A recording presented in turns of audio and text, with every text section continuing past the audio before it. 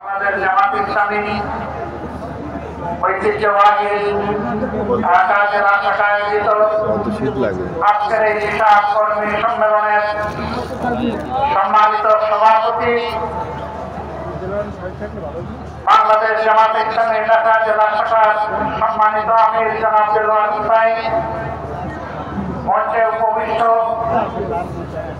বাংলাদেশ জামাত ইসলামীর কেন্দ্রীয় নেতৃবৃন্দ, ইসলামী ছাত্র শিবিরের কেন্দ্রীয় সভাপতি সহ নেতৃবৃন্দ, মঞ্চে বসা আঞ্চলিক এবং স্থানীয় নেতৃবৃন্দ, সমবেত সহকর্মী ভাইয়েরা, আল্লাহ তাবারক ওয়া তাআলার শুকরিয়া আদায় করছি। শীতের আজকের সকাল থেকে আল্লাহ তাআলা উন্মুক্ত পরিবেশে আমাদেরকে বহুদিন বহু বছর পর এই ধরনের একটি সম্মেলন অনুষ্ঠানের তৌফিক দান করেছেন। আলহামদুলিল্লাহ। স্বৈরশাসক একটানা 15.5 বছর এই জাতির গায়ের উপর যখন পাথর হিসাবে চেপে বসেছিল, তার আগে 2 বছরের অসাংবিধানিক অসামরিক সরকারটাও ছিল তাদেরই উচ্ছৃঙ্খল আন্দোলনের ফসল। সব মিলিয়ে জাতি 17.5 বছর ফ্যাসিস্ট শাসনের অধীনেই ছিল। যারা বেশিরভাগই একসময় তাদের পতন হয়। পতন যখন হয় তখন মজলুম মানুষ আর তাদেরকে কবুল করে না। দেশের মুখে তাদের থাকার তখন সাহস হয় না। মঈনুদ্দিন ফখরুদ্দিন আজকে দেখে নাই, ওরাও পালিয়ে গেছে। এরপরে যারা এসেছিল তারাও পালিয়ে গেছে। কেন? কারণ বলেছিল তাদের আমল বাংলাদেশের স্বর্ণযুগ, তাদের উন্নয়নের মহাসড়ক। তারা বলেছিল বাংলাদেশ উন্নয়নের রোল মডেল। তারা বলেছিল বাংলাদেশে আইনের শাসন কায়েম হয়েছে তাদের হাতে। তাহলে তাদেরকে পালাতে হবে কেন? পালায় তারাই যারা অসংখ্য অপকর্ম করে, যাদের কোন নৈতিক সাহস থাকে না জনগণের সামনে মুখ দেখানো, তাদের সকলের পতন হয় অত্যন্ত অপমানজনক। সহকর্মী ভাইয়েরা, আল্লাহ তাআলা প্রায় 18-19 কোটি মানুষ, এত ছোট দেশে এত মানুষ দুনিয়ার কোথাও। যেই দেশে রেখেছি জমি এমন নেই যেখানে আল্লাহ নিয়ামত দান করে। জমির পরিবার সবুজ, নিচে আল্লাহ তাআলা দিয়েছেন খনিজ সম্পদ, পানিতে আল্লাহ সম্পদ দান করেছেন, পানির নিচেও আল্লাহ খনিজ সম্পদ দান করেছেন। এমন সুষম দেশ দুনিয়ার বুকে খুব কমই আছে।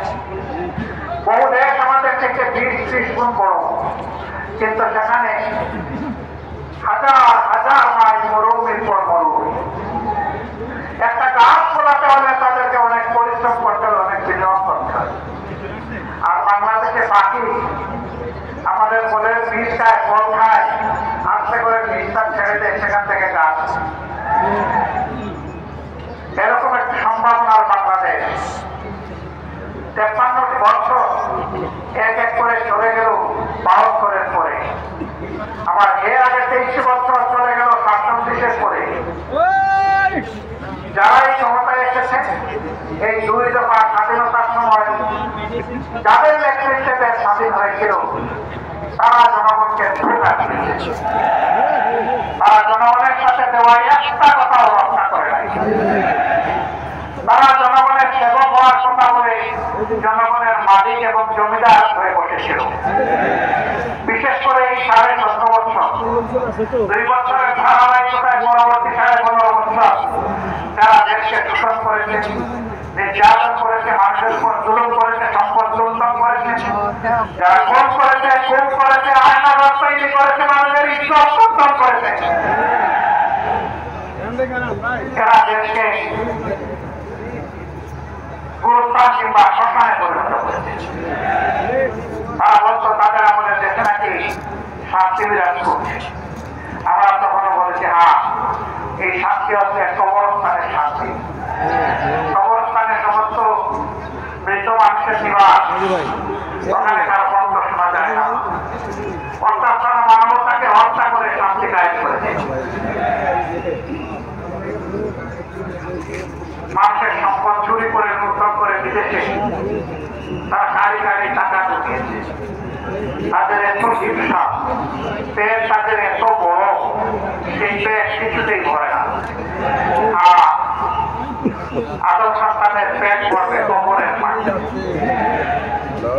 অবশ্যই এটা কি জীবন্ত থাকা অবস্থায় অনেকে কবরের সাথে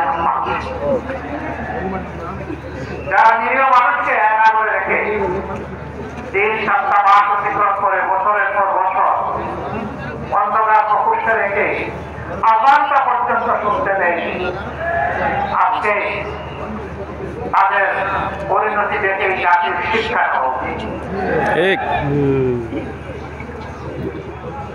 এদেশের জনগণ একটা পরিবর্তনের জন্য ছাত্রদের পাশে বুক পিছিয়ে দাঁড়িয়েছিল ওই 47 থেকে শুরু করে 71 থেকে শুরু করে 24 পর্যন্ত এসে দেশ, দিন এবং জনগণের সাথে যারা জীবন দিয়েছেন, আমরা তাদের সকলের প্রতি গভীর শ্রদ্ধা জ্ঞাপন করছি। আল্লাহ তাআলার দরবারে দোয়া করি আল্লাহ তাদেরকে শহীদ হিসাবে কবুল করুন।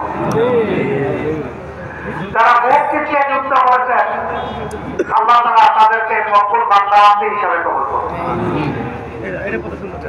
যারা পঙ্গুত্ব বরণ করেছেন, আহত হয়েছেন, আঘাত পেয়েছেন, আল্লাহ রাব্বুল আলামিন তাদের উপর তার কুদরতের প্রশান্তির হাত বুলিয়ে দিন এবং তাদেরকে আল্লাহ তাআলা সুস্থতা নিয়ামত দান করুন। আমরা বিশেষভাবে কৃতজ্ঞ হইনি আমাদের যে সন্তানেরা 24 সালে আল্লাহ তাআলার পক্ষ থেকে শক্তিকে একটা অসম্ভবকে সম্ভব করেছে। আমরা তাদেরকে আমাদের ভালোবাসা উপহার দিচ্ছি। আমরা অন্তরের ভিতর থেকে তাদেরকে শ্রদ্ধা জানাচ্ছি এবং আমরা জাতির পক্ষ থেকে তাদেরকে কৃতজ্ঞতা জ্ঞাপন করছি। তারা একটা শব্দ দিয়ে মুখ পিছিয়ে দিয়েছিল, আর সন্তানদের পাশে তাদের অভিভাবকরা এসে দাঁড়িয়েছে। যুবকদের পাশে তাদের অনুজ ভাই বোনেরা এসে দাঁড়িয়েছিল। মা তার ফুলের বাচ্চা নিয়ে রাস্তায় নেমে এসেছিলেন। সাংবাদিকরা প্রশ্ন করেছিল, আপনি এটা কি করেছেন? সাংবাদিকরা এই বাচ্চা করে না, ওই মা বললেন এই বাচ্চা করে 10 মাস। 10 মাসের বাচ্চা অবুধ বাচ্চাকে নিয়ে পুলিশ সামনে আসতে হয়েছি। তিনি বললেন বাচ্চা আমার একটি নয়, যারা সন্ত্রাস নৈরাজ্য ব্যক্তিজনের বিরুদ্ধে আজকে রাস্তায় নেমেছে সবগুলো আমার বাচ্চা। ওই বাচ্চাদের সাথে সংঘর্ষ প্রকাশ করার জন্য এই ফুলের বাচ্চা নিয়ে রাস্তায় এসেছে। সাংবাদিক ভাই পাল্টা প্রশ্ন করেছিল, যদি পুলিশ বাচ্চাটাকে শেষ করে দেয়, বলে যে আরো আমার যে সন্তানেরা শহীদ হয়েছে তাকেও সেই শহীদের মিছিলের পাঠায় দেয়। 7-8 বছরের একটা শিশু পুত্ররা রাস্তায় নেই, পুলিশকে ছেড়ে যাচ্ছে, তার থেকে বড়রা তাকে ধরে এনেছে। এই তুমি এটা কি করছো? তুমি এখানে এসেছো না? সে বলেছে আমি আন্দোলন করতে এসেছি। তুমি আন্দোলন করতে এসেছো? আমি এসেছি এই পুলিশ আর এই সরকার আমার ভাইকে হত্যা করেছে। তোমার ভাইয়ের নাম কি? বলেছে আমার ভাইয়ের নাম আবু সাঈদ। তোমার বাড়ি কি রংপুর? বলে না, আমার বাড়ি ঢাকায়। তাই আবু সাঈদ তোমার ভাই হয় কিভাবে? বলে যে জাতির জন্য লড়াই করেছে এবং জীবন দিয়েছে, তাই সে আমার